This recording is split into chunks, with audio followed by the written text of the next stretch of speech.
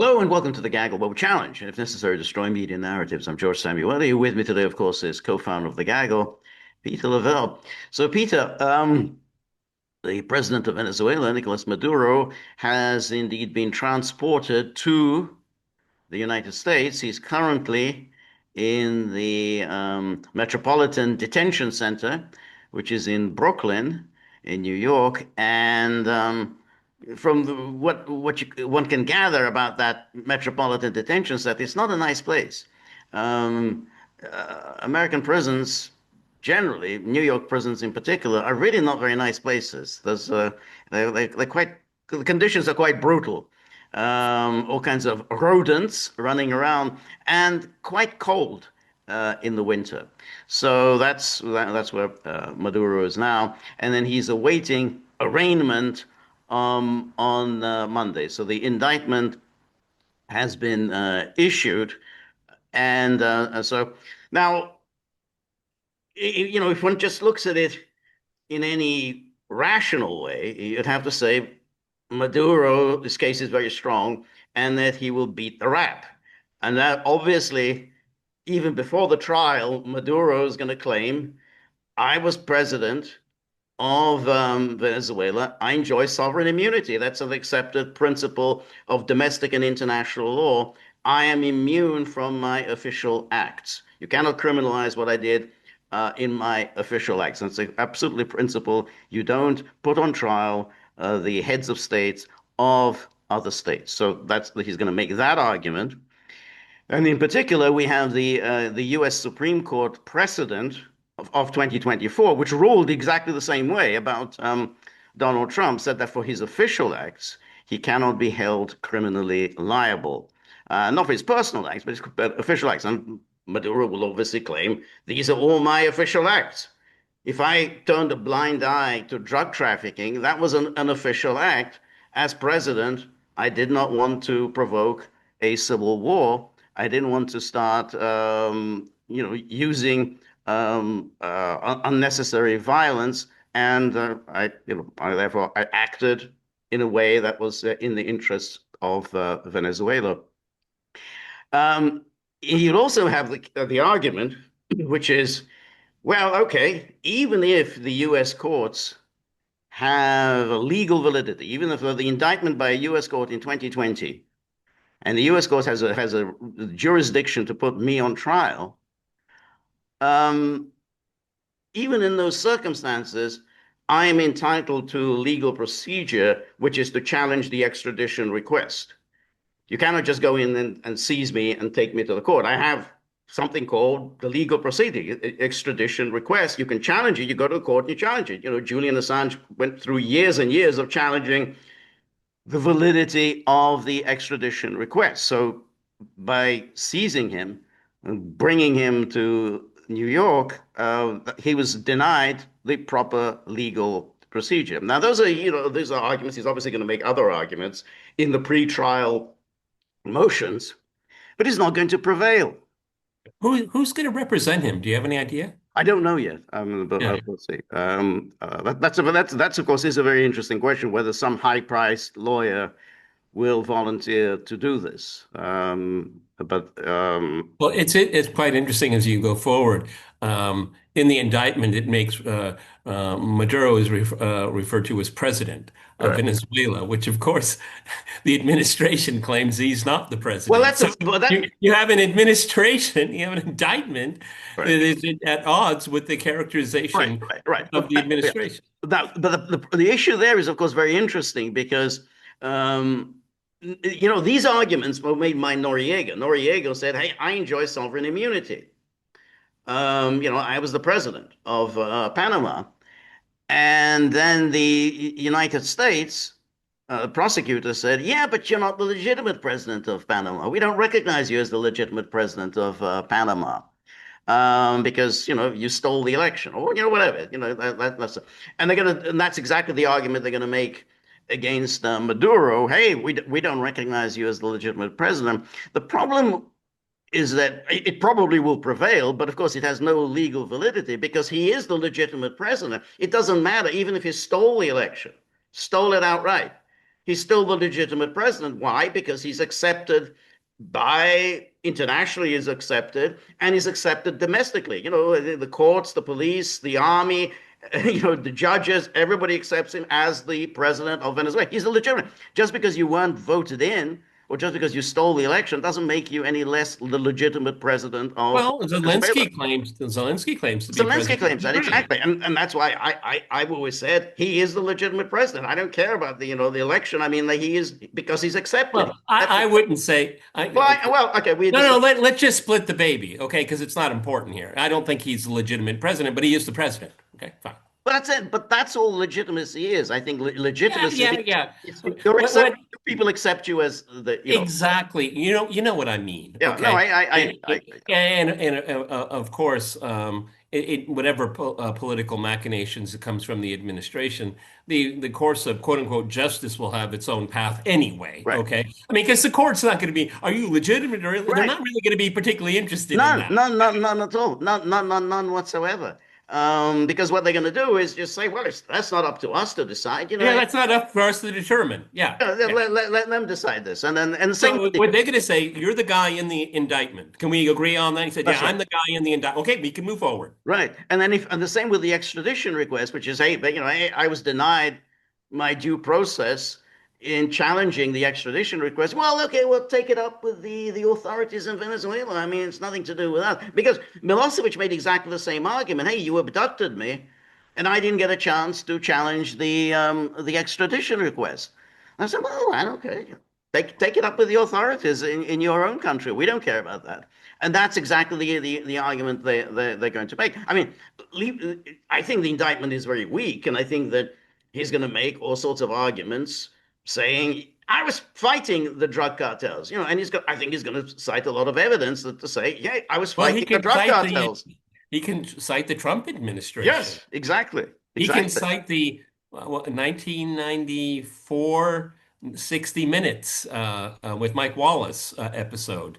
Okay. I mean, because I don't want to forget it, he doesn't seem to be particularly miffed by this. I mean, I watched a lot of grainy video and stuff like that. Is he just kind of completely resigned, or is there something else going on here? I don't know. I don't know. I wondered about that. I have, different people have different ways of processing Yeah, yeah, yeah. bad news, and therefore, certainly being calm and sort of outwardly cheerful is a Well, way he of was doing processing. the thumbs up Right, and he was wishing here. people a happy New Year. So it was you just don't know. You don't know what Yeah. different people are different.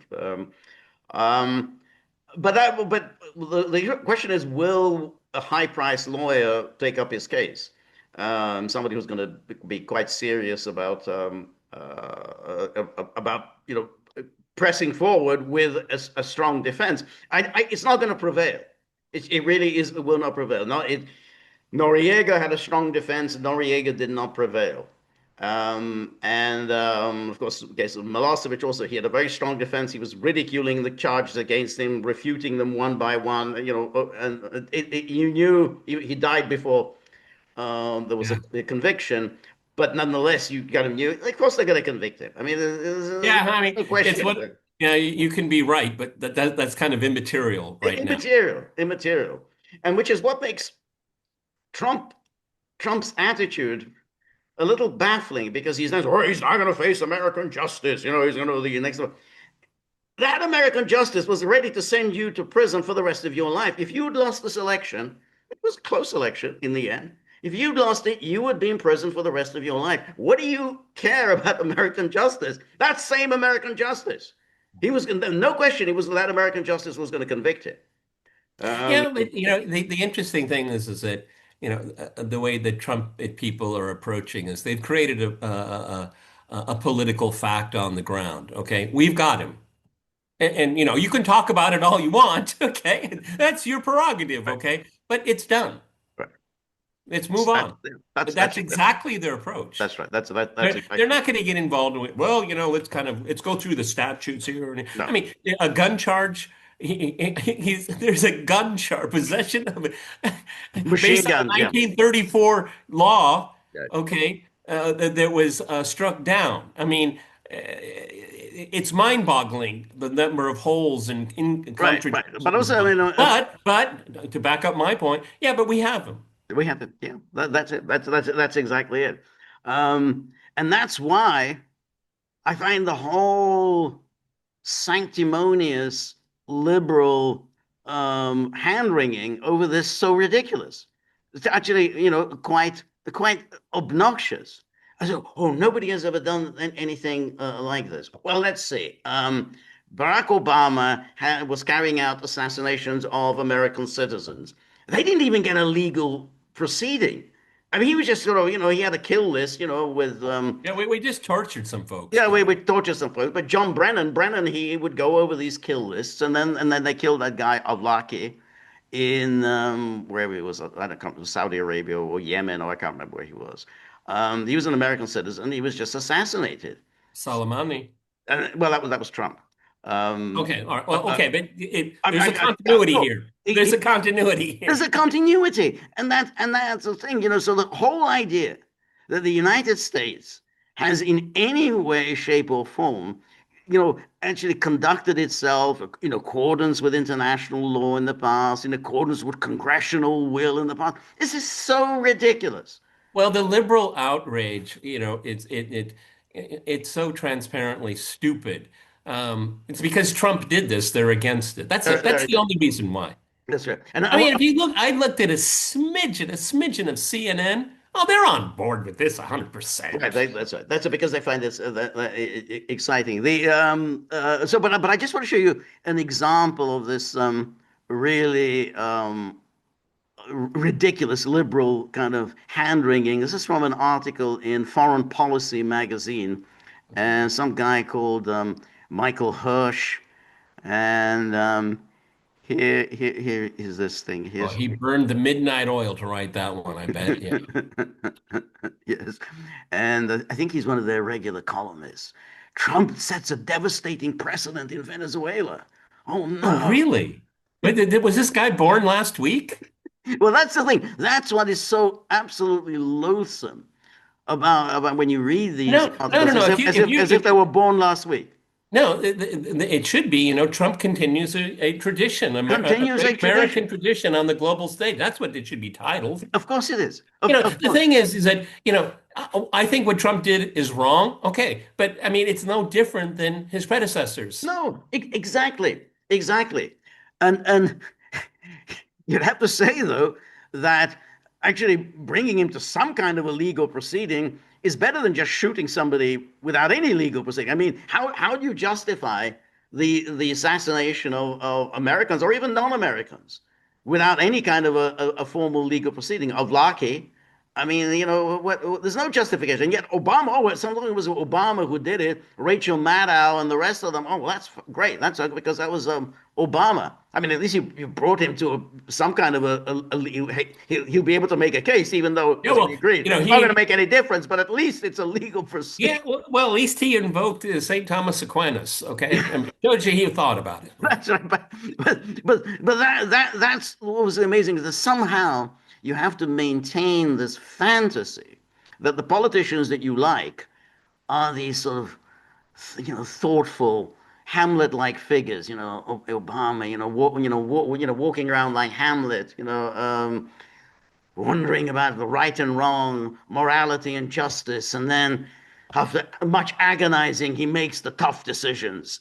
Yeah, we need to kill this person. It doesn't happen like that.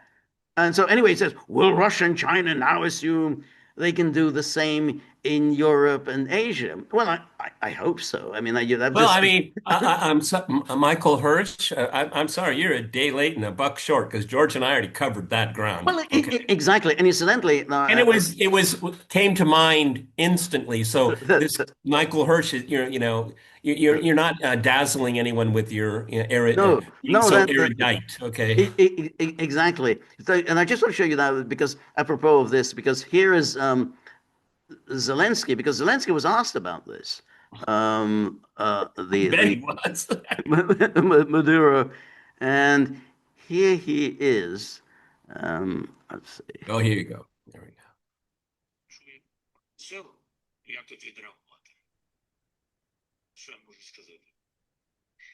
якщо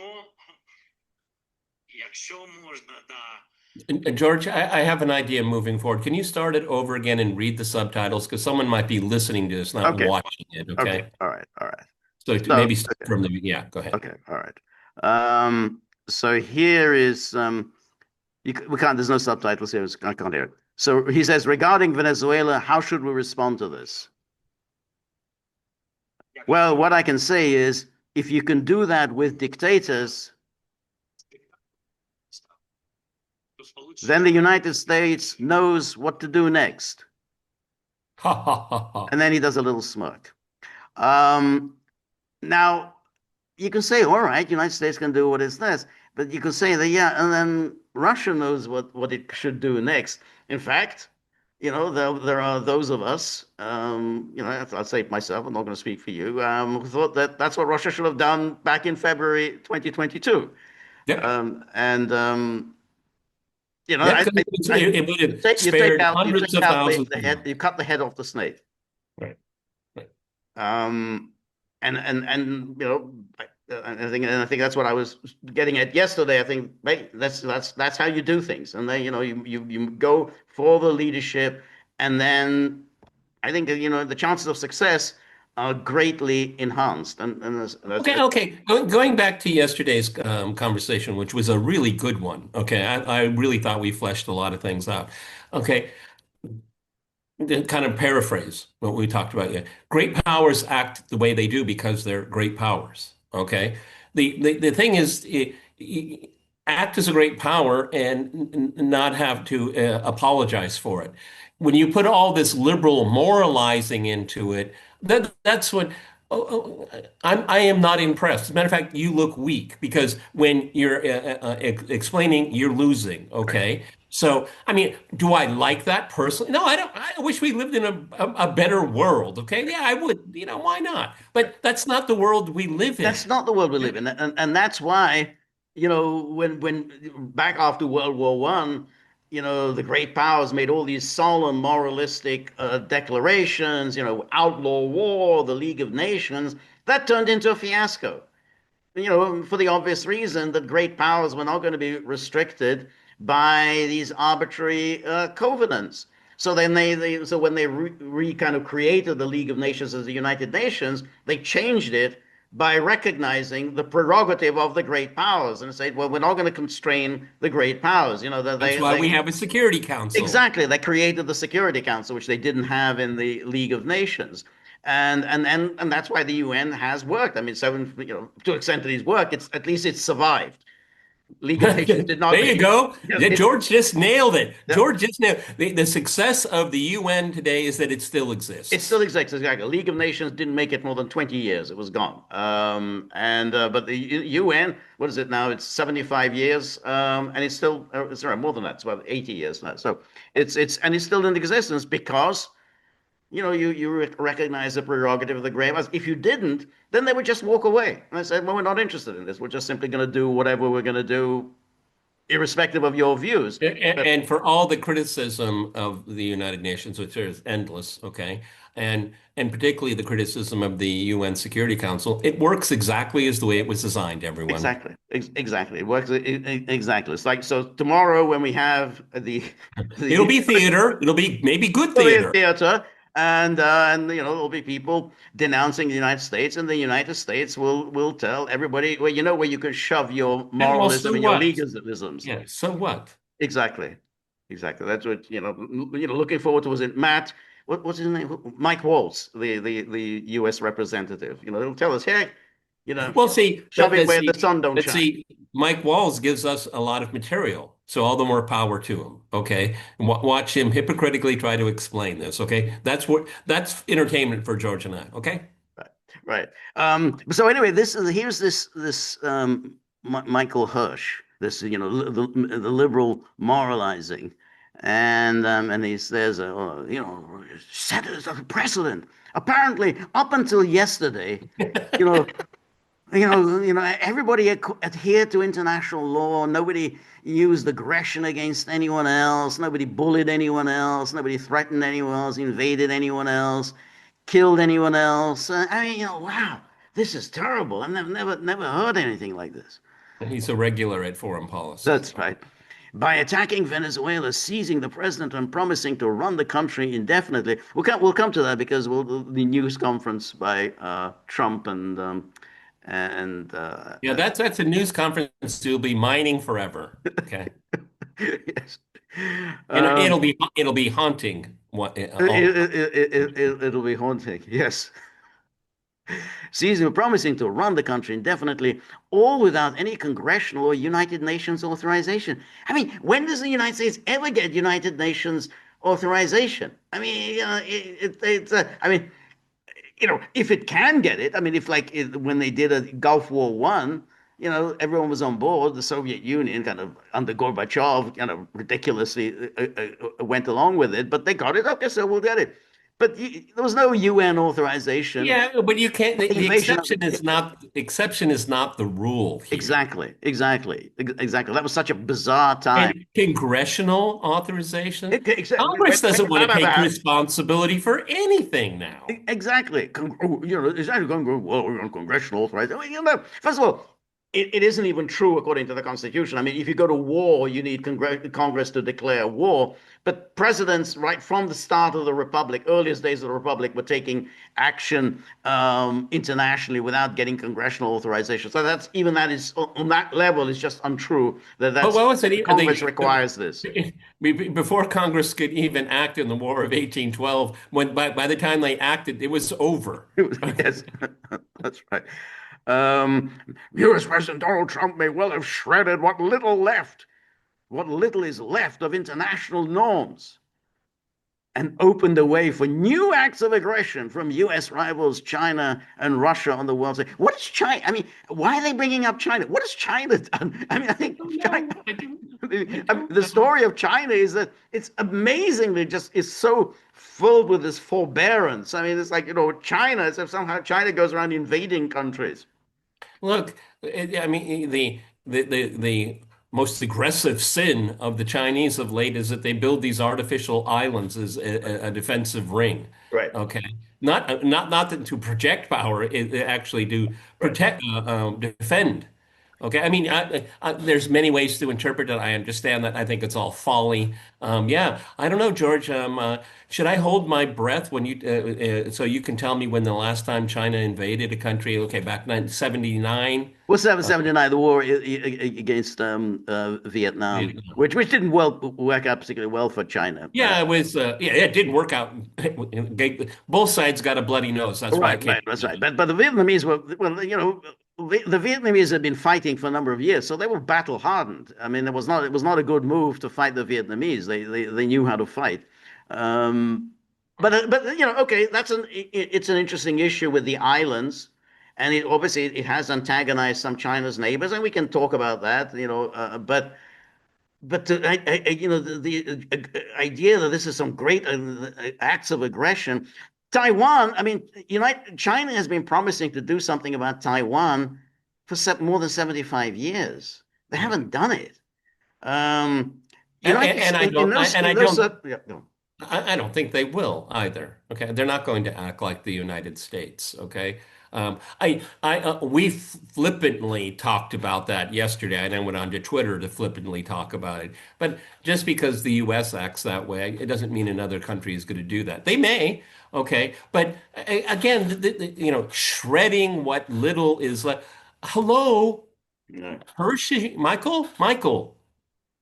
We're talking about great powers. See, Right. have you missed that? They missed it. This is what your liberal babble has Right, done. right. It is just fried your brain of geopolitical thinking. Do I think it's great that great powers go around and do that? No, I don't think it's great, but that's what they do. That's what they do, and that's what they do because they want to remain great powers, and they can't very well say, "Well, I'm doing this because I want to remain a great power." So they just go ahead and do whatever they need to do to Look, remain great powers. great powers, they can do whatever they want in the name of self-defense. Okay? Right, right, exactly, exactly. But then, the whole idea, where are we living? We're living in sort of 19, 28, with the Kellogg-Briand Pact, with outlawing war. I mean, it's like, well, where have you been for the past 100 years? Hey, well, international norms. And even, even if there's an international law, what exactly is an international norm? I, I mean, let's say there's a UN Security Council. Let's say the UN Security Council votes for something. Does that make it right? I mean, yeah, even if the UN Security, I mean, the UN Security Council imposed those really harsh sanctions against I Iraq. would. Yeah. I would support, what international norm would I support? Everyone use deodorant, okay? I think that would make the world a better place. But when you talk about norms, no, you can't talk about norms when you make the rules. Well, exactly. That's the point. So but let's just take the argument at the strongest. Well, an international norm is when the UN Security Council votes for something, and you say, okay, well, I accept that as international law. But does that make it right? I mean, let's say the sanctions that the UN Security Council imposed on Iraq during the 1990s, everyone has accepted that was brutal. I mean, that caused great hardship for Iraq. The UN Security Council resolutions on Iran and North Korea were also very harsh and very, very unfair. Well, look at the last time on Gaza, the Yeah, quote unquote Trump plan. Is that the right plan? Is that a good plan? right, exactly. No, great Yep, power politics got in the way. right. It had nothing to do with humanity. None, none, It had none, to none, do none. with political jockeying, That's okay? right. And the outcome was bad. Right, exactly. Exactly. And like with the UN Security Council resolution on Libya, though it didn't authorize the use of force, they still should not have adopted it. I mean, it was, Russia abstained. They shouldn't have abstained, but it was wrong for that resolution to be adopted, even though it didn't authorize the use of force. Then goes on. While it's true that much of the world, and by most accounts, a majority of Venezuelans did not see Nicolas Maduro as legitimate. How do you know this? I love this. A majority. There's no way you could know that. Okay, No. I watched Max and Anya. Yeah, I saw that as well. Yeah. Okay, and I learned something from it. But in other podcasts I want, public opinion in Venezuela, it's just impossible at this Yeah. point to figure out what's going on, and it's been that way for a while. Right. Okay. Also, what he's saying here is untrue. Russia, China, and India, I think, consider Maduro to be legitimate. So that's the majority of the world right there. I mean, you add up their populations and, Well, shove in again, Indonesia, then you've got much of the world in that corner. okay. Again, this guy seems kind of a low octane thinker to me already. There's a difference between legitimacy and recognition. Okay, they can overlap, obviously, but they can stand. It's like the Taliban. Okay, by recognizing them, are you legitimizing them? Not necessarily. You are recognizing who has the power. But that is, that I think is what a legitimate government is. It isn't up to you, it isn't up to me to decide who and who is not Yeah, legitimate. but see, It may be up but to Venezuelans. I mean, okay, maybe up to them to decide whether that he is the rightful president, but it isn't up to others to say, well, I think he won the election, or I think he didn't win the election. It just isn't up to us. It just absolutely is not within our prerogative. He is the acting president, and that's it. That's all that Okay, matters. recognition and legitimacy are not exactly the same thing, but we're splitting hairs here. Go Right, ahead. right, right. That's right. Um, but that's why I think it's such a complete waste of time. But when people use that word legitimacy, then they somehow, it gives the air that, well, there's something else. There's something up there, the real leader, the legitimate leader, as if you've decided who is the legitimate president. So that's why they did that with Venezuela. Oh, it's Guaido.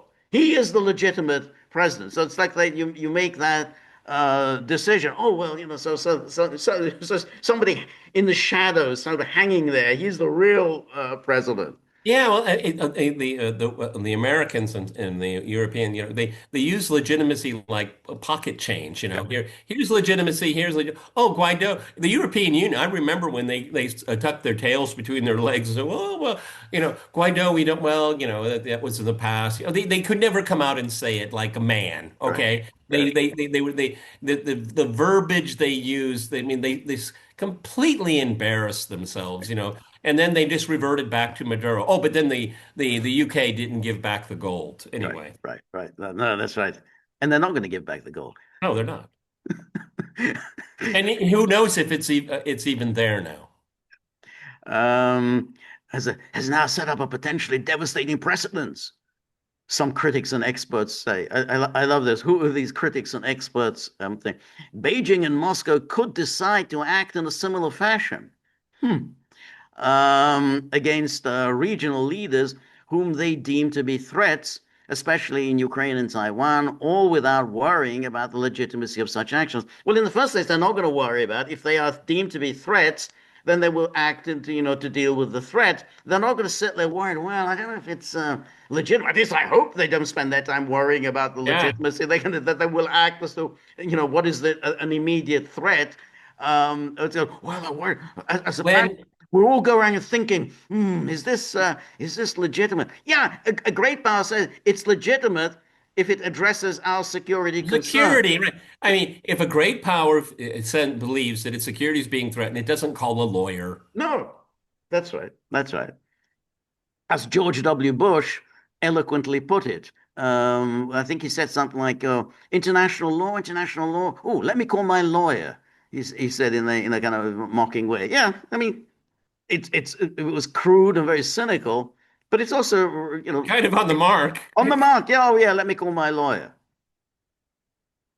And then they quote Mark Warner. If the United States asserts the right to use military force to invade and capture foreign leaders it accuses of criminal conduct, what prevents China from claiming the same authority over Taiwan's leadership? I Well, agree. oh yeah, okay. Yeah, I agree. I don't know why people are wasting their time with this I don't conversation. know either. Right. What stops Russian President Vladimir Putin from asserting a similar justification to abduct Ukraine's president? Absolutely. Nothing stops you. Nothing whatever that stops you if you believe that that's going to resolve your problems. I mean, nothing whatsoever. Once the line is crossed, what line? Right, right. The I hope rules. this guy gets paid by the word. Okay. Yes, yes. Oh yeah, one should ask her, can I have a job at foreign policy? Can I do some thumb sucking at foreign policy magazines? Thumb sucking, That's right. exactly. The rules that restrain global chaos begin to collapse. What rules What? restrain global chaos What? begin to collapse? No, Okay, when you have geopolitics, it's a different, it's a conceptualization right, of what most people will call right. chaos. That's right. Okay, geopolitics doesn't contain chaos, it reflects chaos. That's right. That's right. And that's exactly it. Because what and we know this is a truism. What we accept domestically, which is there's somehow equality before the law, at least in theory, it doesn't apply internationally. It never has. They Well, tried I it don't even, with the League of Nations, and it didn't work. It collapsed. So there's no point in pretending, whoa, we've got a rule of law. We're going to have some international sovereign who's going to make sort of decision. We're not going to have an international sovereign because the great powers are not going to accept an international sovereign. That's why it's not going to happen. And so the pretending I that mean, the look at center, how many UN resolutions Israel is in violation of. that's going to be, you need a computer program to figure that one Yeah, out. right. Yeah, yeah. That's a long spreadsheet. Okay. um, and authoritarian regimes will be the first to exploit it. No, not really. The United States has probably violated more international norms and UN resolutions and has gone to war far, far more times than authoritarian regimes. So, I mean, even saying that is ridiculous. Well, and what's even more absurd, and George is one of the world's experts, the ICC and its trials. Right, Okay, right, I mean, completely invented out of legal thin air. right, Okay, right, exactly. Totally out of thin air. Um, And then it is noteworthy that more than 2 decades ago, President George W. Bush's invasion and occupation of Iraq was seen as a huge blow to the legitimacy of international law. Indeed, Putin is cited as a justification for Russia's invasion of Ukraine. Yet, even in that case, the Bush administration sought UN Security Council authorization, while Trump and his team have not bothered to do so. Well, he sought it, and then when he realized he wasn't going to get the votes, he then ignored it. What I mean, oh, he sought it. Yeah, And he realized that he wasn't going to get the votes. They were not going to support this. So he decided, well, I'm going to go ahead and do it anyway. I don't, I don't care about the UN Security Council. And incidentally, Bill Clinton didn't even bother going to the UN Security Council because he knew he wouldn't get the support of the UN Security Council. So what is the point? Oh, Trump and his team have not bothered to do so. Well, If you were in a logic class or a debate class, yet even in that case, you would be disqualified from your right, position, right, okay? yeah, Because you're bringing up something that he sought it. He wanted it. right, Well, I don't care what you wanted or what your intentions are. I'm interested in the right, outcome, right. the result. So Exactly. this guy's just a buffoon. A complete buffoon. Yeah, I mean, if you were an editor, you would have crossed that out. You're hurting your own argument. You're right, exactly. That's what I would say. Yeah, but when you realize he wasn't going to, like, if Bill Clinton, why didn't he go to the UN Security Council? Because he knew He he wouldn't wouldn't get the win. support. That's right. So he didn't bother. I mean, it's like Trump. Well, why did you? Because he wasn't going to get it, get the support for it. And then a lawless administration has reached a new low, said Harold Coe, an expert in international. Trump has boldly violated the UN Charter with no valid claim of self-defense and engaged in an illegal act, extraterritorial arrest that will be vigorously Yeah, contested in a U.S. court. and so what? And so what? Harold Coe was a member of the Clinton administration. The Clinton administration, as I say, he'd violated more international laws than anyone else. Remember, he bombed the factory in Sudan. Did Bill Clinton go to get, let me go get a UN Security Council resolution for that? Yugoslavia, bombed Yugoslavia. Oh, let me go get a UN. They didn't do it. And Harold Coe was a member of that administration. Oh, this is a new Yeah, law. I've never heard of such a thing. yeah, but see, th this shows the dishonesty of the author and of the publication. Um, with the quote, Trump has boldly, starting there. The United States again has boldly. That's what I would say. See, this is a cudgel they want to beat Trump. See, Right. George and I don't have a problem with Trump. We have a problem with U.S. foreign policy. Okay, Exactly. I mean, they want to make it partisan. That's right. This is wholly Yeah. nonpartisan. No, you're absolutely right. That you're absolutely right, because exactly what you just said is right. They want to make it partisan, as if somehow there was a good guy in the White House. Oh, he really did these great and noble things. And that back then, we somehow we really respected international law, and now big bad Trump has come along, and lo and behold, we're not respecting. You know, Obama was absolutely. I mean, what international law? What did Obama follow when he launched the bombing of Libya? What international law when he decided to overthrow Bashar al-Assad? What was that international law that Obama? I mean, or these assassinations. The idea, but they like the idea. They've got this idea in their mind of, Obama. Yeah, yeah, but see, International law guy. yeah, but see, the difference is that Trump is just crude. Trump is crude. That's That's exactly. it. He's just crude. He just crude, and he I says, mean, and in a very ironic kind of inverted way. I mean, at least I have a better idea what he's thinking than, oh, well, we discussed with St. Thomas Aquinas. I talked with a Catholic priest and my rabbi and yeah, yeah, yeah. all this bullshit. It's a Okay, bullshit.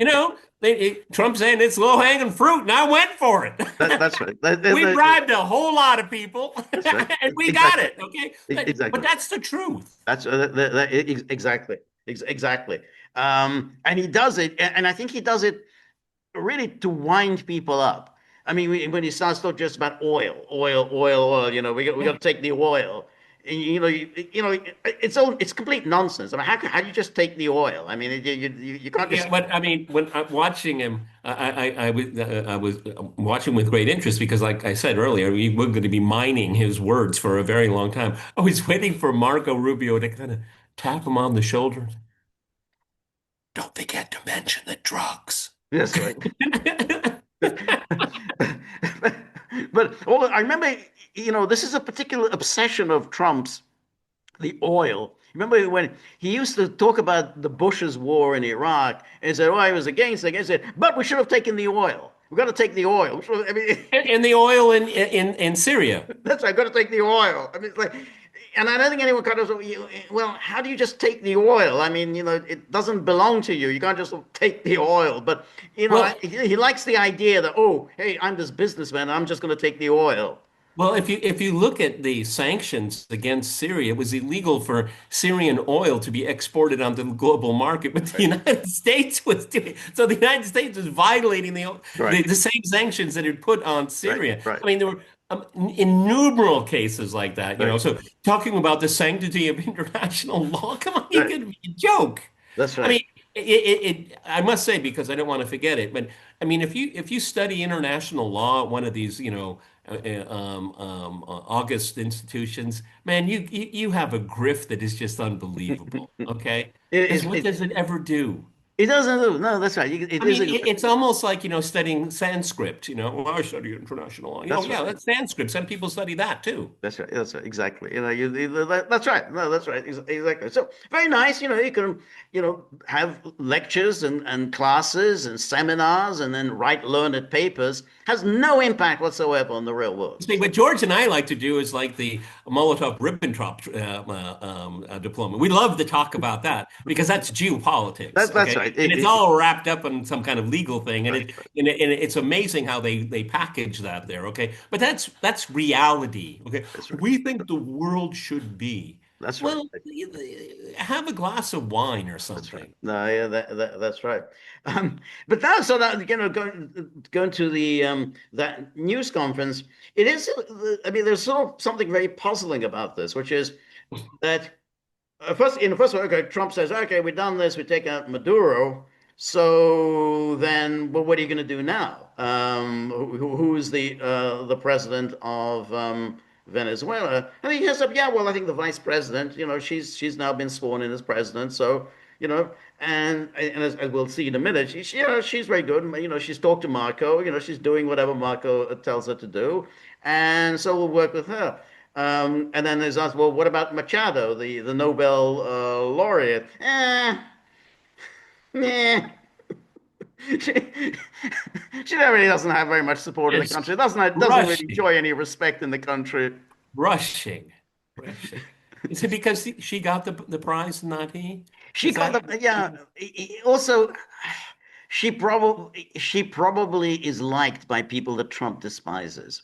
Yeah, there you She go. goes on CNN and they fawn all over her, and she's kind of beloved by liberals, and Well, and it's Trump's story to tell. it's Trump's story. Yeah, yeah, that's right. It's just she's just yeah. She's made friends with all sorts of people that I think Trump doesn't like. So Yeah, that's and her famous $1.7 trillion, right. and I'm sure Trump said, I know how to spend that. Yeah, I don't need you, lady. You know, it's like, I sent my guys to win the prize. You didn't win it. I did it. That's right. Okay. That's right. I think And that's the kind of umbrage he has, is that nobody is going to put shade on his That's party. that's right. And he said at one point during the news conference, we put a 50 million bounty on Maduro's head. We collected it. So we don't have to pay the 50 million out. So we saved ourselves some money. That is so Trumpian. It's so Trumpian, because the national debt, I don't know how much it grows every single day. $50 million is It's it's chump an change. asterisk. It's chump change, okay? But he would actually go there and say, and we collected it, And okay? that's right. It's ours. Yeah, that's right. So here's the the news conference. And this is where he makes this startling statement. So let's just watch this. We're going to run the country until such time as we can do a safe, proper, and judicious transition. So we don't want to be involved with having somebody else get in, and we have the same situation that we had for the last long period of years. So we are going to run the country until such time as we can do a safe, proper, and judicious transition. then it has to be judicial. But this is right away very baffling. I mean, first of all, how are you going to run the country? I How are you mean, going to run the with country? whom? Who's going to run it on your behalf? I mean, big country, 30 million. Unless, and you and I have already surmised that the rest of the government has been paid off. Yeah, that's a Okay? possibility. You know, yeah, because right now, as we're speaking, there's been a personnel change. There's been a Yeah, forced personnel change. right. We have no indication there's been a forced regime change. Yeah. Exactly.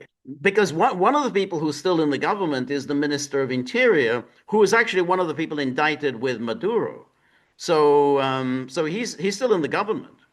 And I haven't heard anything that Trump is demanding that he be dismissed from the government or handed over or anything. I mean, that may happen, but at the moment there's no demands that he be handed over.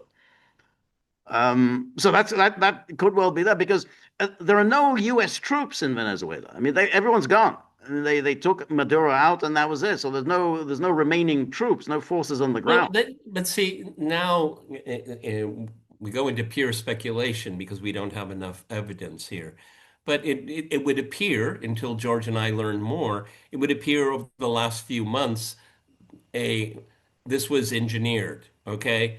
The Venezuela, Caracas, heavily infiltrated, I am sure, Right. by the CIA and other foreign intelligence agencies. They know who these people are. And, hey, by the way, can I have a short chat with you? Okay.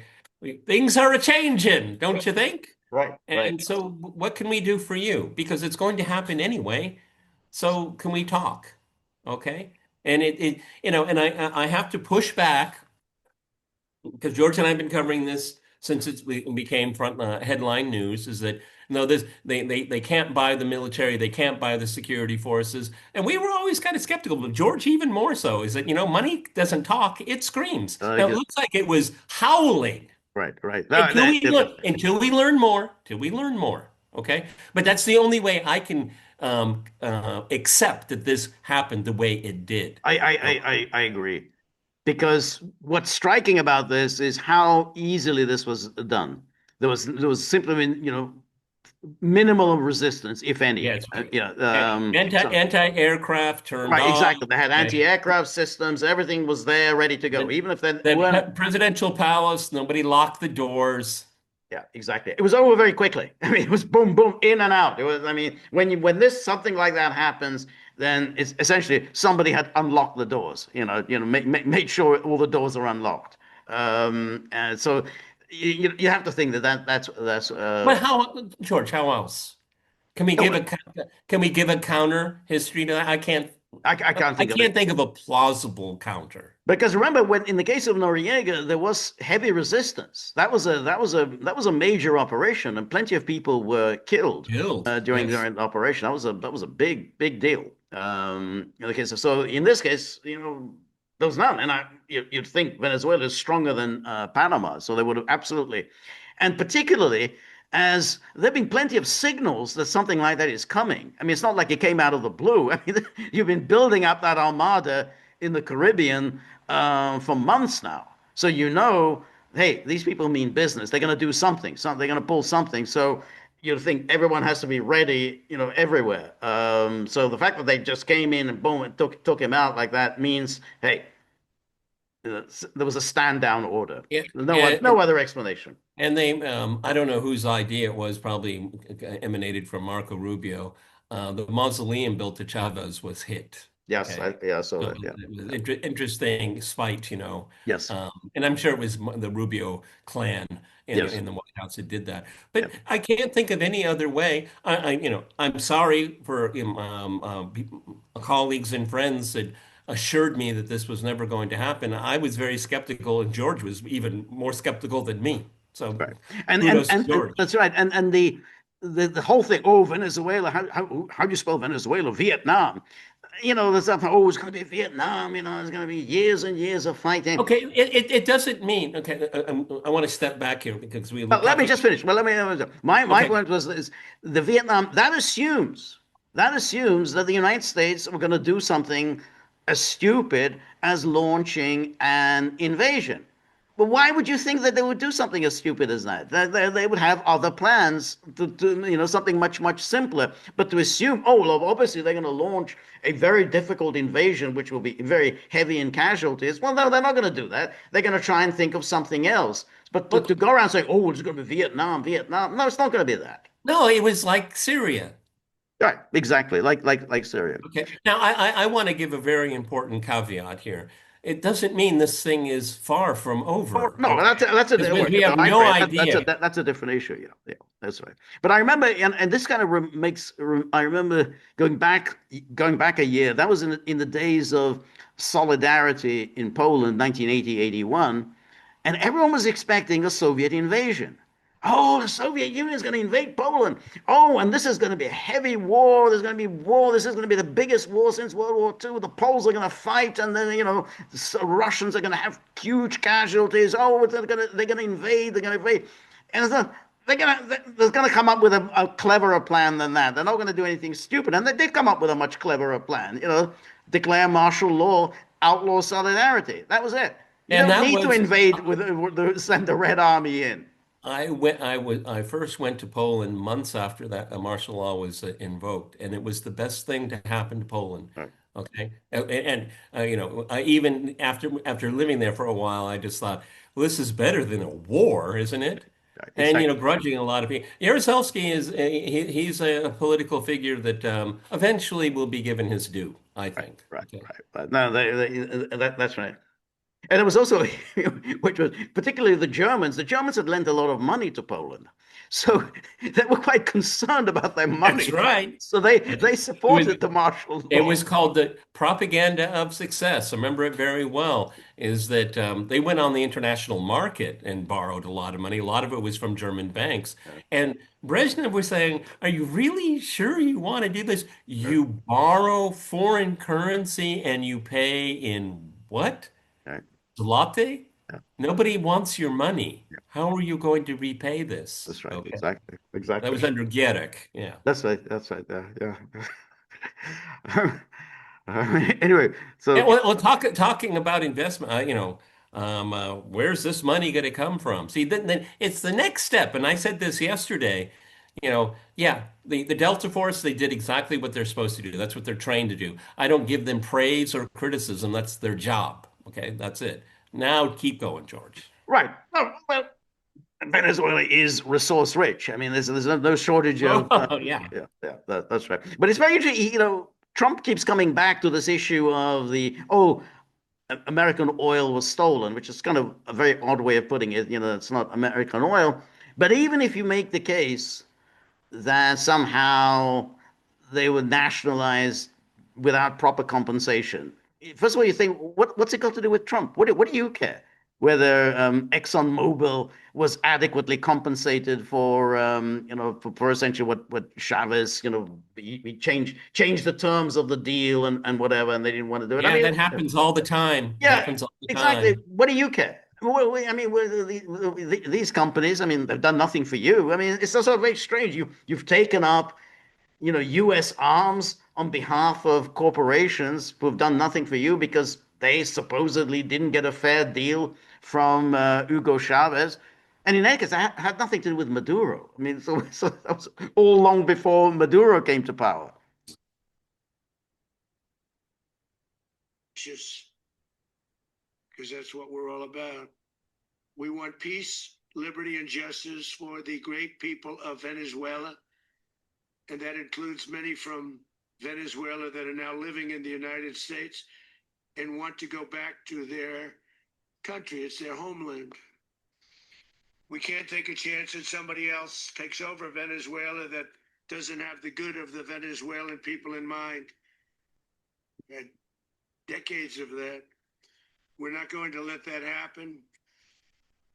We're there now, and what people don't understand, but they understand as I say this, we're there now, but we're going to stay until such time as the proper transition can take place. So we're going to stay until. So this picture that they released of Maduro, kind of humiliating, As expected. but as expected, but not quite as humiliating what they did to Saddam Hussein. Because remember with Saddam Hussein, they kind of poked and prodded and conducted a medical exam, looked into his mouth, all this in public view, And examining his they didn't teeth. even clean him up. That's right. They didn't, I think they, Because the doctor was all covered up, they right. don't even want to touch it because he was treated like a rodent. Exactly. Exactly. They did presumably a rectal exam. I don't know if that was in public, but they did the maximum humiliation. And I don't remember at the time anyone thinking this was outrageous, Yeah, I remember. treating any leader like that. They poked him. They were They poked, poking. exactly. There was a lot of poking going on. Yeah, yeah. Such time as we're going to run it essentially until such We're going time to run it. proper transition can take place. George, I've watched this. He does not mention elections, right? I don't think he does. No, I think Yeah, there was because a mention. that was Somebody what. asked about the election, but he kind of just Yeah, glided yeah. past it. Yeah. Okay, transitions can last a long That could time. last a long time, yeah. And let's move on a little bit. And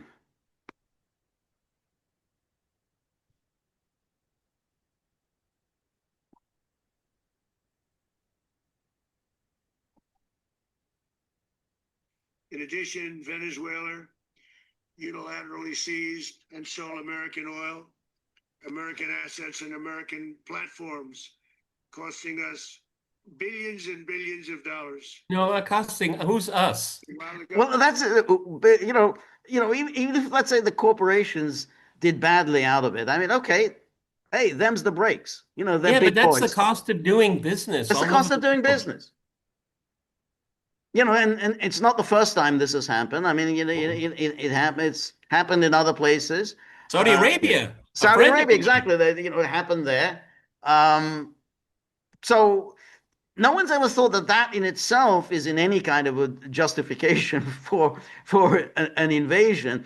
It's very interesting he's bringing this up because I thought yesterday when we talked, and maybe we're going to go back there. They're just going to limit this whole thing to this. We're extra. It's an extradition following an arrest warrant. We're just trying to execute an arrest warrant. I thought they're going to limit themselves to this. And then they will say, oh well, which is what they did with the case of Noriega. They just limited themselves to that. But Trump is now extending this to other things, with what happened years ago. Nothing to do with Maduro, which makes the whole thing very, very peculiar. And it's like, Well, I mean, it's because he keeps talking about oil, and it's very important. Even though he generally has talked about oil, you already mentioned it, Iraq. Why didn't yeah, we yeah, get yeah. oil? But maybe he's showing a card here. Um, the United States wants to secure a vast amount of petroleum very close to shore and under leaders that it can control. It may not be able to do that in the Persian Gulf No, as I don't think so. But it's I think it's part of it. I think it's I part of it. wouldn't. But I think it's kind of delusional because there's no shortage of oil. I mean, it's like America's already the biggest oil producer in the world. It's like it's not like you go, oh, we're running out of natural resources. I mean, you've already got all this oil. You have more oil. What is that? What's the effect of that? You're just going to lower the price of oil. I mean, the people aren't going to be oil producers Yeah, aren't going to be making any I money. agree. It can be on the margins here, but you have these reserves under your control, and that's probably a comforting thought. Right. I think maybe he thinks along those lines, but what does it mean? It's going to be private corporations. It's not going to be run by the U.S. government. It's not like the U.S. government is going to control these And oil unless reserves. Trump wants to go into the oil business, we can't discount that.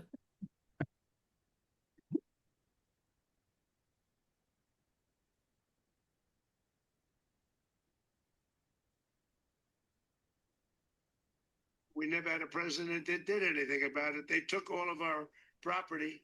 It was our property. We built it. And we never had a president that decided to do anything about it. Instead, they fought wars that were 10,000 miles away. We built Venezuela oil industry with American talent, drive, and skill, and the socialist regime. Well, actually, it was the British that did the initial Right, right, yeah, infrastructure. right. Anyway, That's right. That's right. And then he kind of here's Trump at his more menacing. So let's listen to this.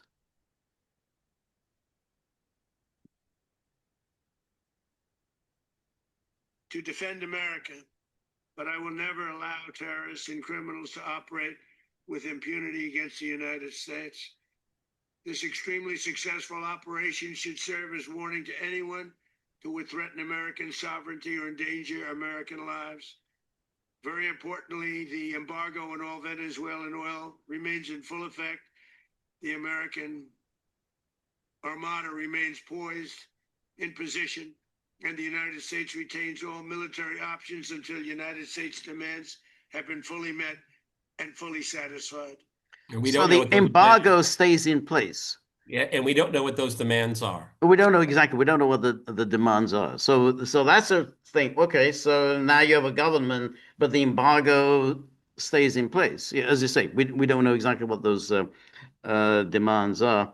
And then let's listen to a little bit of Marco Rubio. Oh God, with his Cuba thing. Yeah, that we'll come to that a little bit later with the Cuba. Um, Oh, Hegseth. Oh God. It's very funny watching all their faces when they stand behind Trump. You know, they're all kind of just little kind of waxworks. You know, they're there, they're called upon. Now do your 5 minute spiel, and then Trump, takes over the microphone.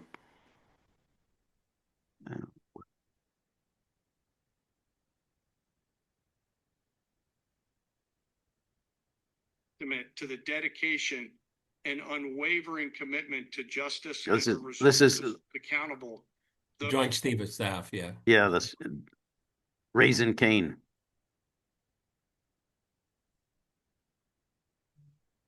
Nicolas Maduro was indicted in 2020 in the United States.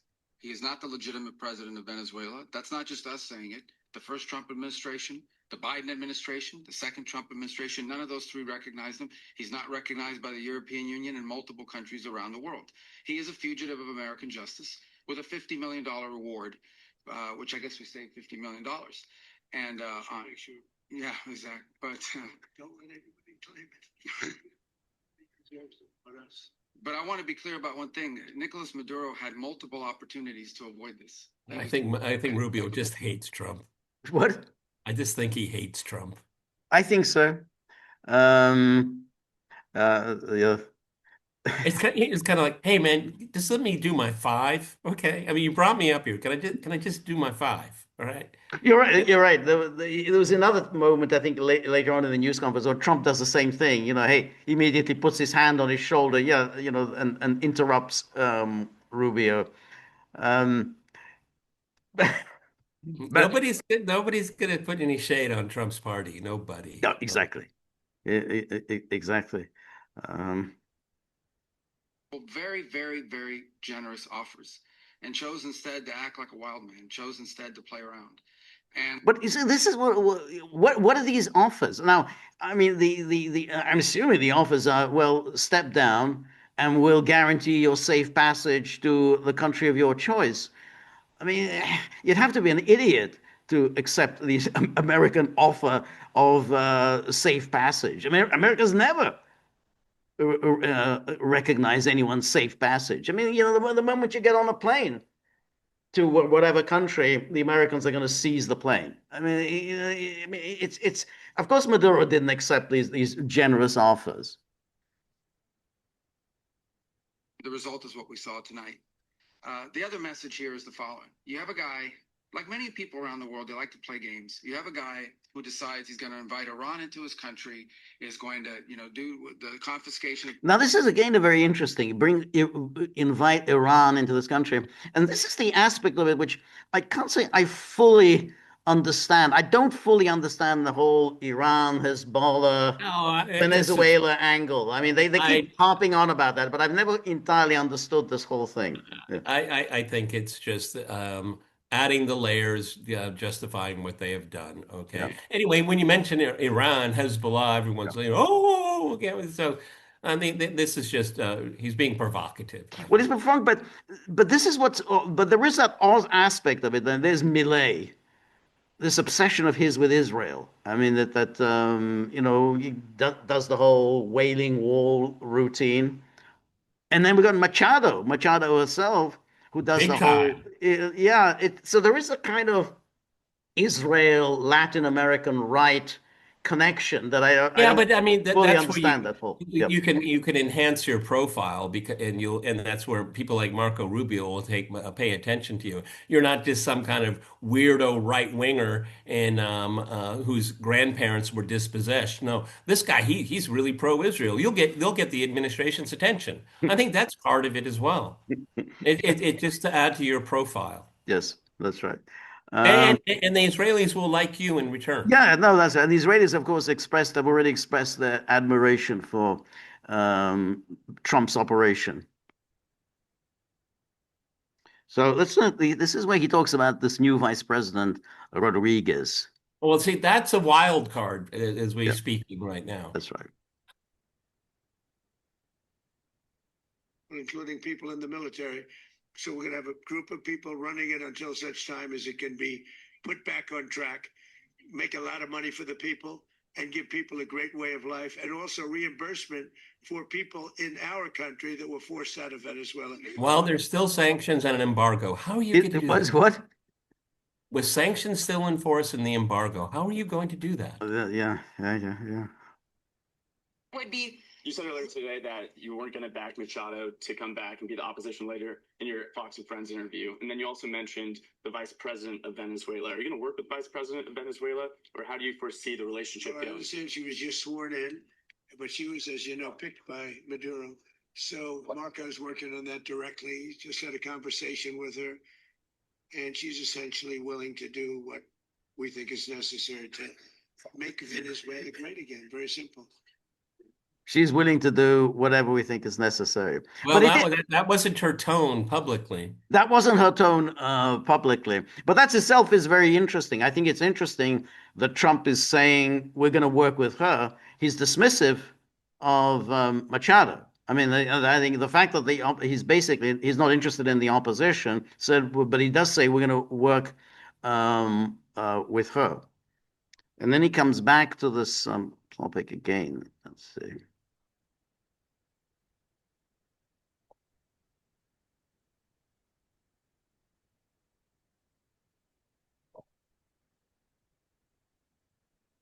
To be a team provide that's working with the people of Venezuela to make sure that we have Venezuela right. Because for us to just leave, who's going to take over? I mean, there is nobody to take over. You have a vice president who's been appointed by Maduro, and right now she's the vice president, and she's, I guess, the president. She was sworn as president just a little while ago. She had a long conversation with Marco, and she said, "We'll do whatever you need." I think she was quite gracious, but she really doesn't have a choice. We're going to have this done right. We're not going to just do this with Maduro, then leave like everybody else What did. is it? What does it mean to But this do is it what's so. right? Sorry. What does it mean to do it right? What's the No, plan? but that's what is so peculiar. So we're going to be running this and everything. But what exactly? I mean, what are you going to mean? We're going to be running it. There are no Americans there. I mean, the only way you can run it is through her. Yeah, There are no American forces there. they tried to run Afghanistan for 2 decades. Right, but at least they had American forces in Afghanistan. I Yeah. mean, yeah, but here you don't have anyone. So they said we're going to run it. We're there, but you're not there. So the only person who's running it is, as he himself says, is the President Rodriguez, and And we and don't he even seems know to if be she's really, suggesting, oh, she's going to do whatever we want her to do. but what do we want her to do? That's a good question. I don't know. I mean. I presumably, hey, give us all the oil. I mean, other than that, I don't know. We got the contracts ready, okay? um, and then and then he addresses the Cuba question. This,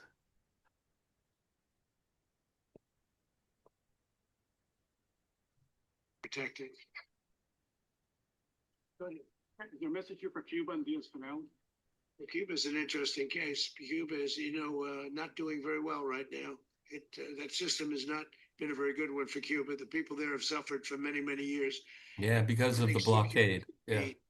So, Right, that's right. But it's going to be hard now, Cuba, because Cuba was relying on oil from Cuba Venezuela. is good. Look, everyone, again, the global South will prevail, blah, blah. No, hard realities prevail. Exactly. Okay? Hard realities. It can be very, very unpleasant, even deadly. Yep. But now the last squeeze Right. after this horrific treatment of Cuba by the United States for my entire life, okay? Now it's within their grasp. Yeah, I agree. something we'll end up talking about because Cuba is a failing nation right now, very badly failing nation. And we want to help the people. It's very similar in the sense that we want to help the people in Cuba, but we want to also help the people that were forced out of Cuba and living in this country. Do you want to say something about that, Marco, please? I mean, I just gave you a statement a few minutes ago about, when the president speaks, you should take him seriously. So suffice it to say, Cuba is a disaster. It's run by incompetent, senile men. Yeah, and the microphone is almost as tall as you. Not senile, but incompetent nonetheless. It has no economy. It's in total collapse. And by the way, they were, all the guards that helped protect Maduro, this is well known, their whole spy agency, all that were full of Cubans. I mean, it's amazing. This poor island took over Venezuela in some cases. One of the biggest problems that Venezuelans have is they have to declare independence from Cuba. They tried to basically colonize it from a security standpoint. So, yeah, look, if I lived in Havana and I was in the government, I'd be concerned, at least a little bit. A little bit.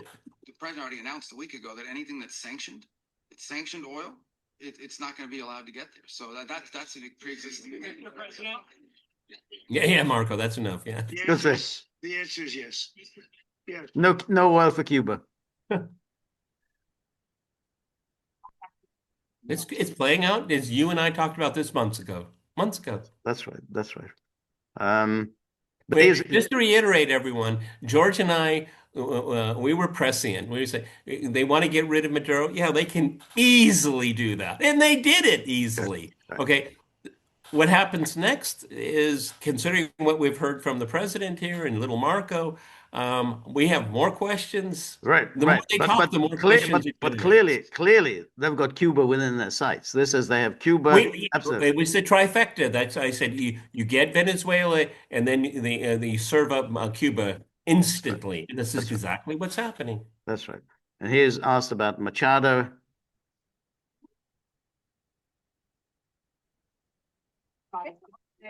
On Monday. I think it'd be very tough for her to be the leader. She doesn't have the support within or the respect within the country. She's a very nice woman, but she doesn't have the respect. So that's it. She's a very nice woman, with the exquisite condescension. She has no respect. That's it. She's not going to be president. I mean, it's like, you've got to rule this out. But in itself, this is quite striking, is that he's reasonably respectful towards the president, Rodriguez, now. He takes her to be the leader of Venezuela and completely rules out having her. She doesn't enjoy the respect of the people. That's it. Maybe she'll be assigned to be ambassador to the UN or ambassador to the United States. Who knows? Something. She won't be left out completely. But I mean, to be dissed that way, wow. Right. But that's right. That's cold. That is cold. And there may be a reason that is so petty and so small. I think that she kind of is part of the kind of global liberal network. I think he's like kind of the Sorosite global liberal network. He's not interested in that. And probably thinks he's we don't know what negotiations have taken place between Rodriguez and the people who are now in charge. Somebody had to have given up Maduro. I think we're in agreement there. Somebody did that. You have to got to build a pretty strong case to convince us otherwise. That's right. Okay. So then you've got these people, and despite all the Trump bluster, we're gonna run it, and we're gonna the oil and everything. The fact is that essentially there are no American forces there. They're dependent on Rodriguez. So we're gonna have to watch what exactly they're going to do. But I think, I mean, you're right. It's not over, but as things are, it doesn't quite count as regime change so far. I mean, it's like Exactly. it's not. Yeah. It isn't exactly regime change. It's a change in personnel, but they haven't removed the Chavista regime.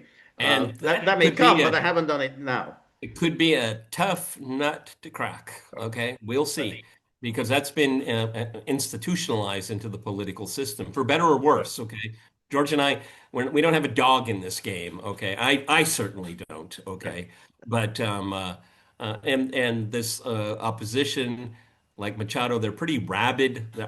Maybe, maybe it's Rubio says, we've always encouraged these people. They've always been, mouthing our talking points, but I don't trust any of them. Okay, and these people are in the pay. I mean, they're obviously cutouts.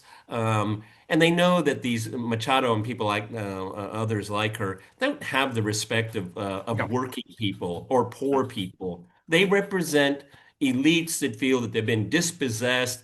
In many ways, it's very racist, okay, Right, because right. there's a lot of indigenous people in Venezuela. So maybe Marco is probably smart as, I know these people and I don't want to let them in, okay? I'm pretty sure that's what it is. Right, right, right. No, yeah, that's right. Um, and well, I think that when we look back upon this, uh, I think as often happens with Trump, there's a lot of bluster that he presents, but but much of it is just that. I mean, remember when he said we're going to run Gaza, February of the year, we're going to take over Gaza, we're just going to run it. I mean, it sounded fantastic. I mean, like, well, how you, why, yeah, how are you going to do it? And of course, it was nothing. It didn't mean anything. But it Well, sounded, it sounded like, well, this sounds like a big American project. But he didn't do anything towards it. we don't know, and and I think our podcast is very different. I know it's very different than others. Is that, yeah, it was a wrong thing to do. It was immoral thing. It was an illegal thing. But it's already happened, It's happened. It's everyone. not really, it's a point, it's a And so waste of let's time kind of, arguing about that. because I'm more concerned about we're going to run it Right, right, right. than what they did to Maduro. Yeah, exactly. But that's, again, we go back. That's the way of the world. It's I a think nasty, to me, nasty yeah, place. it's a very nasty place. And I think we're going to have some fun over the months and years in which Maduro is going to be presenting good arguments, very solid, formidable legal arguments that the courts will all dismiss. However strong your arguments are, the courts are going to dismiss it because Noriega also presented very good arguments that the court Well, dismissed. it depends on what the judge will allow permissible, and we'll see with that. I mean, I don't for a second. I don't think I can't yeah, for a even if you second got a believe that he's going to get liberal, a fair trial. I don't he's think not he'll. going to get a fair trial. Even if you got the most anti-Trump judge around, that it's not going to prevail because even if an anti-Trump judge, and I think I'm sure they're going to make sure that it's not an anti-Trump judge, but even if you got an anti-Trump judge and he ruled against the administration and in favor of Maduro, it's going to be appealed by the prosecutors. They're going to go up to the Circuit Court of Appeals, and even if that's rejected, they're going to go up to the Supreme Court. The Supreme Court will support No. the administration position. I don't think that's even remotely possible. It's a done deal. Okay. I mean, maybe Maduro has enough info that would be valuable enough to the United States where we'll have a comfortable sell. Okay. Yeah, All right. yeah, Okay. that's right. But again, I'm very happy and very proud that we're out of step with a lot of other people on this here, because I don't really want to moralize. It doesn't get anywhere. It's like, it hasn't any analytical value No, to it at all. no, Okay. no, no. I'm interested in how it changes the geopolitical environment. Right. Okay. Do the Russians have any reason to trust the Americans in No, any no, kind no, of? no. Of course not. We've been I mean, saying this all along. Okay. exactly. My feeling is that other countries should basically, rather than just condemn the United States, which is a complete waste of time, act like the United States. Do what the Americans do. Don't moralize. Don't invoke international law. Just do what they do. They don't bother with morality. They don't bother with international law. They don't. You don't need to justify by pointing to what the Americans do. Just do whatever is necessary for your own national interest. And I think Well, that's a good thing. I've been asked, is this going to change Russia's approach to Ukraine? And I said, no, I don't think so. They're not, this is what they've seen all along with successive American administrations. Trump is not an anomaly. He's just a more vulgar Right. representation of it. I think my feeling is that they should take their lead from Trump and do some of the things that I think Trump would be willing to do, such as, let's say, personnel changes in Kiev, removing Yeah. What is Europe going to do? unnecessary obstacles. What is Europe going to do? Threaten to go to war? Well, they're already Exactly. doing What are they that. going to do? They're What's doing Trump going to that. do? Okay, what's Trump? Let's say, Trump's going to say, I'm not happy. I'm not happy about this. Okay, what are you going to do about it? I mean, you can keep saying you're not happy. What are you going to do about it? If you're not going to do anything about it, and I don't think he will, then just do it. I mean, I think that's the way to deal with this problem, which is that just do it. Condemning Americans, saying, "Oh, American imperialism and the Yankee imperialism, the U.S. intervention." I mean, we've heard all this. I mean, heard it throughout my lifetime and even And before. how is It's it not going to change? change. How That does it Americans not change going to change. American behavior? It doesn't change American No, behavior. it's not going to change. It So just, it's never changed. It's never influenced it. no, well, yeah, we can go through the list of all of the American, how many interventions in Nicaragua, how many interventions in Haiti, Dominican Republic, and all the coups and assassinations in Latin America and the Caribbean, and all this. We can go through the list. It's not going to change. 5, 10 years time, we're going to be doing the same thing. Well, There's no point in these condemnations. and I think on my bingo list this year, we will see more dramatic changes.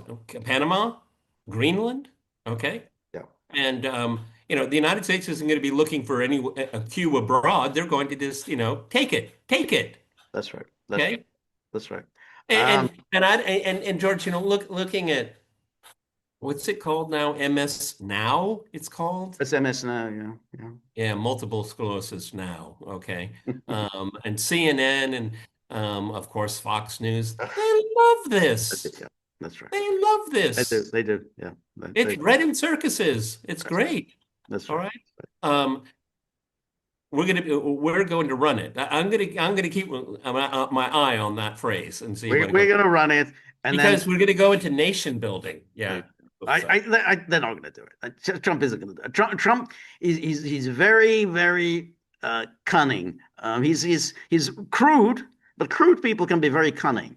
He's not going to go for nation building. That's a long, protracted involvement, And and there's thankless. only downsides for him to do. Thankless. Absolutely. Yeah, Absolutely. I think he's going to call this, Well, I think and then he's going to apply the same thing to Cuba. I think he's going to try and do something like that. what I'm going to be looking at, because I'm really interested, because you have a Chavista infrastructure that's latched itself onto the state. Now, the question right now is, okay, to how many people were bought off, and how deep does it go? Okay, or some key figures have been, and it's going to end with the capture or kidnapping, this proper term, of Maduro. Is that going to give an incentive for others to, well, there's a new day in Venezuela, and now we all have to move forward? Or the threat, well, they did it to Maduro. Well, this other character, he's also indicted. Yeah, Well, the interior minister. Yeah. you can be next. So Yeah, no, I think so. I think that because you can take one at a time, Right, one at a exactly. time. No, I think, Okay, and I think right, they have the leverage because the sanctions are still the embargo is still in place. So, they're gonna say, hey, you want to work with us?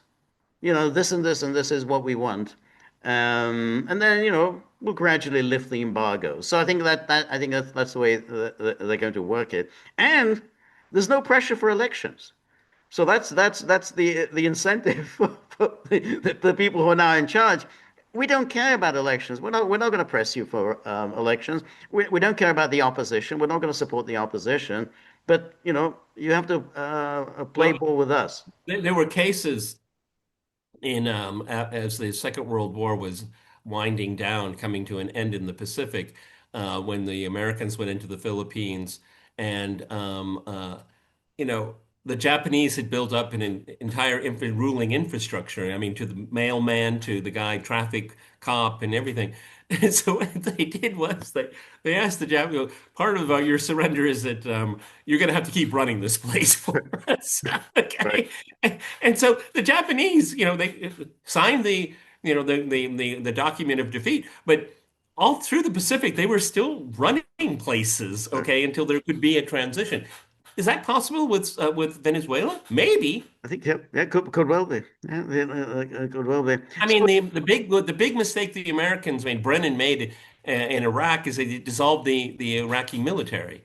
no, no, Instead that was instead of enticing, they can work for us right now. no, it was very that's right. That was the huge blunder, which is and if they just limited themselves, well, we took out Saddam Hussein. That's all we were set out to do. We didn't like him, and then but everything else can stay in place, and we'll put in whoever is in charge. But the mission has been accomplished. So when Bush said mission accomplished, yeah, we did it. We took out Saddam Hussein. That's what our mission was. We don't need to do anything more. But hanging around, which was inevitable after they outlawed the Baathists, that was a big mistake. That you never want to expand your role.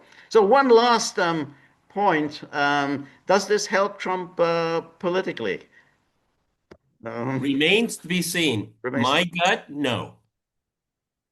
I don't see any Yeah, upside. I kind of. Look, I don't think they have released it yet, and for probably good reason, because they want to use it for political reasons. But this was all videotaped, okay? And we saw images of Trump and of CIA director Ratcliffe. Radcliffe watching it, but we don't see what they're watching. Obviously, Trump administration is keeping that, coveting that, because it's going to use it for the midterms. Okay, Right. but right now, George, I don't see any real upside. I don't see Because it a either. week from now, it's going to go down. Yeah, it also there's no Where's the benefit? but the point is that Trump would have to for Trump to have derive any real benefit from it. He would have to present Maduro as a real direct threat to the United States.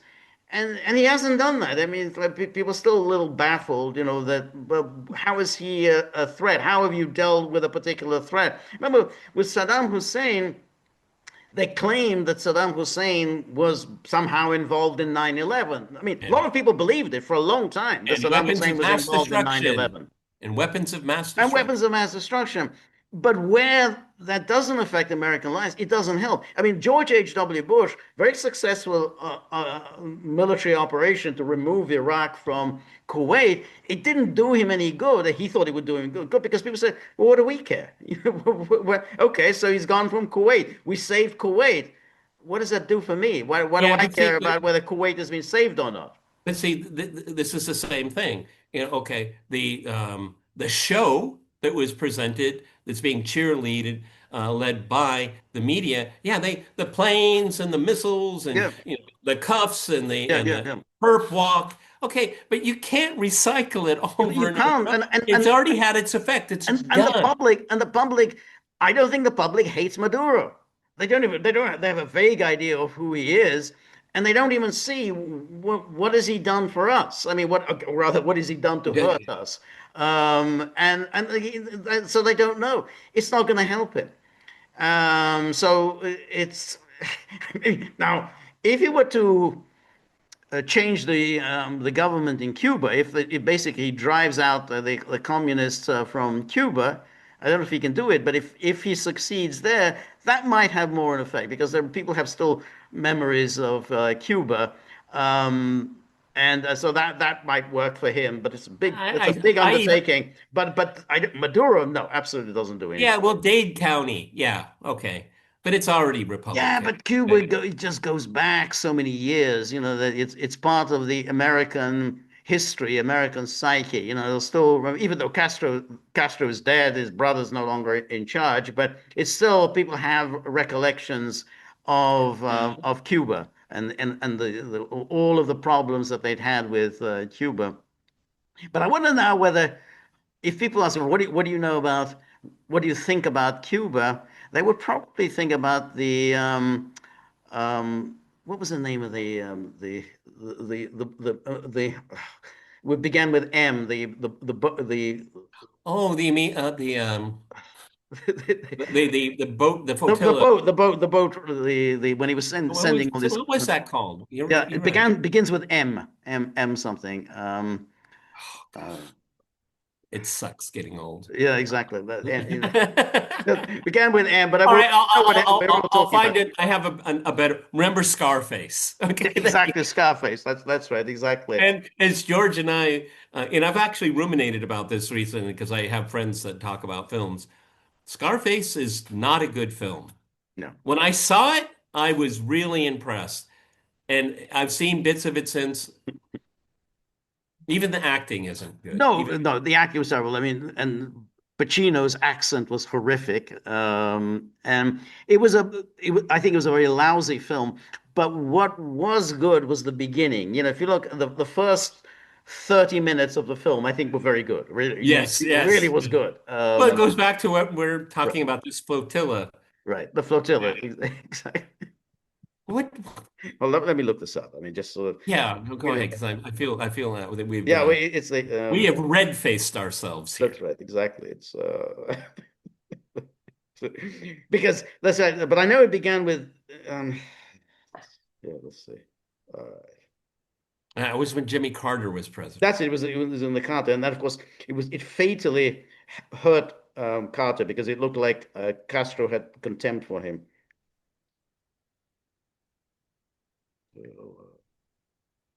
You can see Buddy there, guys. They see there he is. Buddy's waiting for George's announcement about the tip jar. Look, he's just sitting there patiently, not so patient. The Marielle boat. Marielle, there you go. Yeah, I There knew you it go. began with M, but the And Marielle we've been redeemed. We've redeemed redeemed exactly. So the ourselves. Marielle, but Why I think was it called that? Do you remember? I don't know. I guess maybe no, I don't know. That's a good Was question. it like departure point? Was it a ship? Um, Mariel Harbor, exactly. From Cuba, Okay. it was Mariel Harbor to Florida. It's so because it went on for several months, from April to October 1980. So In that just in sense, time for the 1980 election. well, the fact that Scarface and other films, the predicate of their story is based on that. I'd still have my doubts. Okay, I think that Trump likes being a foreign policy president. I think he gets off on it. Okay, a lot.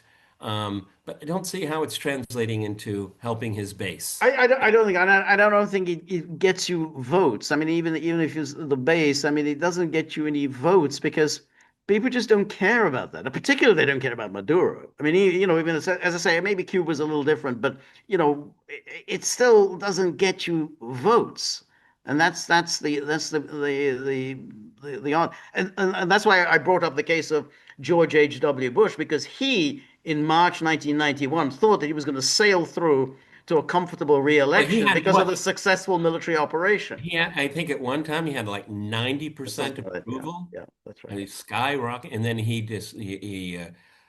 he stumbled It's badly. not, but what was interesting in March, because then all of the Democrats said, "Oh, so this is hopeless. We're never going to defeat Bush," and they decided not to run against him. I mean, so all the heavyweights in the Democratic Party, like Mario Cuomo, I think Bill Bradley, they decided, no, we're not going to do it, and so it was left to Bill Clinton, who they thought was just a bit of a clodhopper, some Yeah, governor of Arkansas, a hick, a hick. a hick, exactly. So, well, because all the key figures gave it a pass. Al Gore decided not to run. Everyone who mattered within the Democratic Party of that time decided not to do it. They wouldn't be able to beat Bush, so they left it to this. Yes, exactly. This hick from Arkansas turned out to be quite a formidable politician, but He but was anyway, to this day, Bill Clinton is the most formidable politician of his generation, and I don't like him. yeah, exactly. Okay, yeah, but he was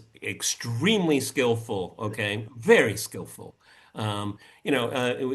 Nixon was the greatest politician of his generation, Right, right. and But so, that's it. But Nixon never really bothered with all the sort of the minutiae of how to be approachable and likable and yeah, the yeah. great guy. Yeah, Reagan was, that yeah, shows the shift in culture and the zeitgeist that's right. because I was surrounded by Republicans growing. I always lived in Republican areas. I mean, we know as a child, I didn't even know what a Democrat was. Okay, and the it was he fit the mold of that generation. So, I mean, it was hermetically closed.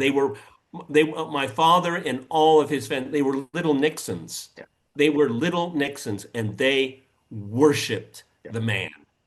yeah, And I remember when his resignation, and there was kind of like a block party. A lot of people came over because we had a big backyard, and so we had the TV outside. And my father, he wept, and all the other guys saying, he got screwed. They screwed him. I'm going to watch my language here, but yeah, it was universal. I mean, he did that, and they're getting rid of him. No, no, and that stuck with a lot of that generation yeah. until they died out. That's right. Okay. That's right.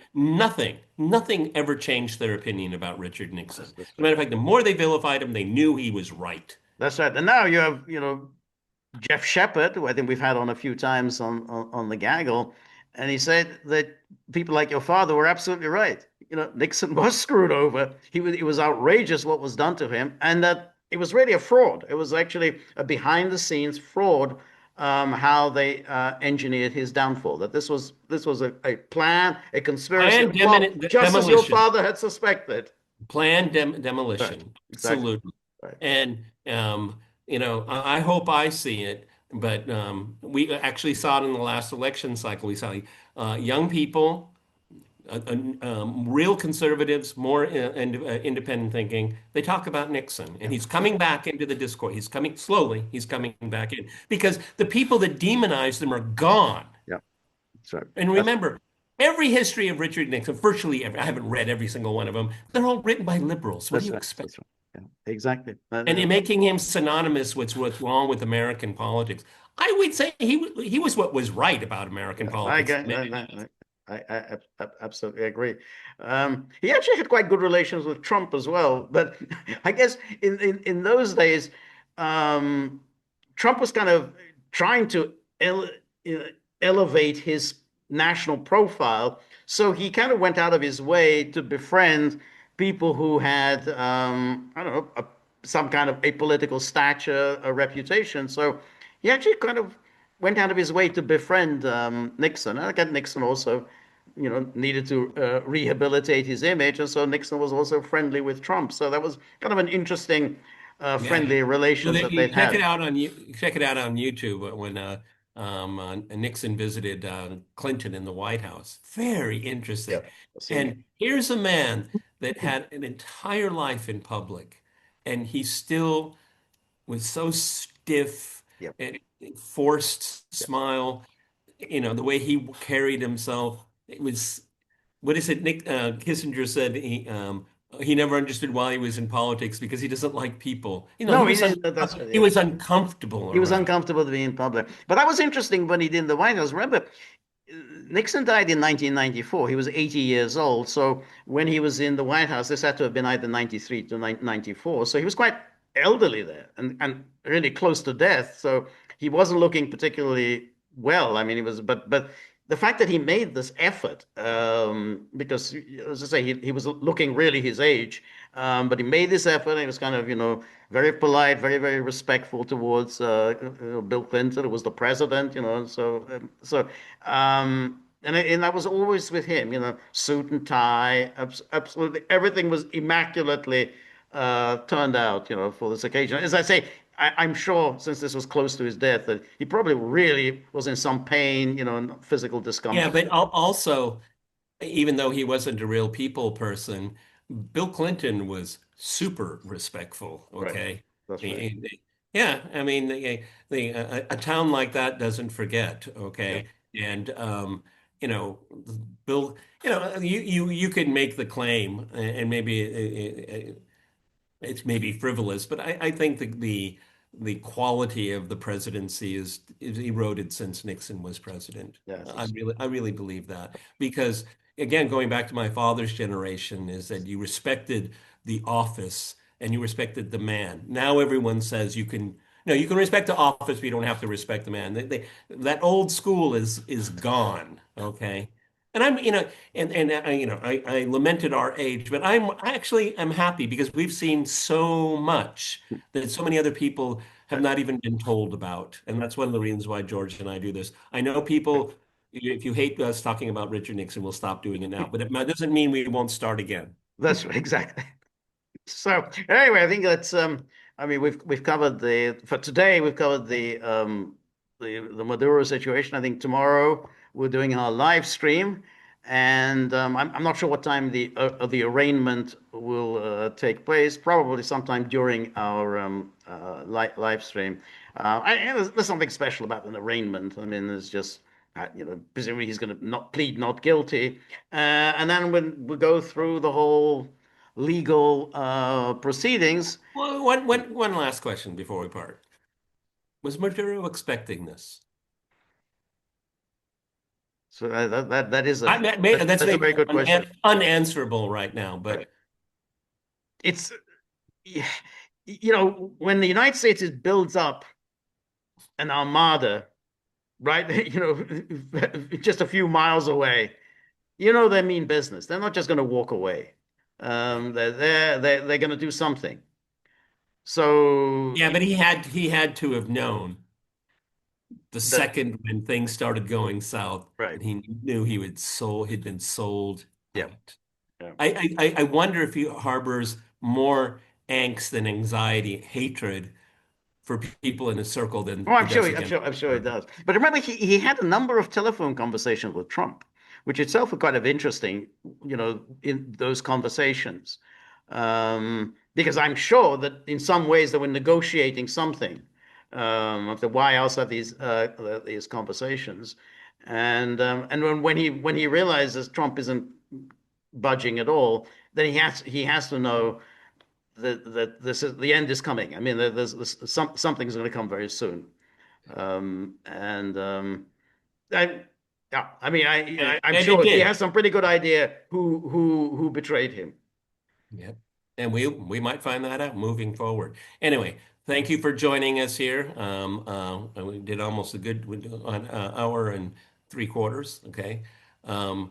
Because of this work, I would like to bring up the uncomfortable but necessary issue of the tip jar. You can take it from here. Exactly, the tip jar, because the dogs keep saying, the way a tip jar works is that you put tips You in it. you fill it. You fill it. You see, that's the point. It's not just a jar. It's not a jam jar. A jam jar is where you put jam in it. A tip jar is where you put tips in it. How hard is that to understand? But Buddy's got a way with words. He cuts right through the bluster. So yes, a tip jar needs to be filled with tips. So if you have anything at all lying around unused, like $100 bills, please put them into the tip jar. We're very grateful for all of your help, friendship, and support. Don't forget tomorrow, 10 a.m. Eastern Time for our live stream. I'm sure we're going to be covering that.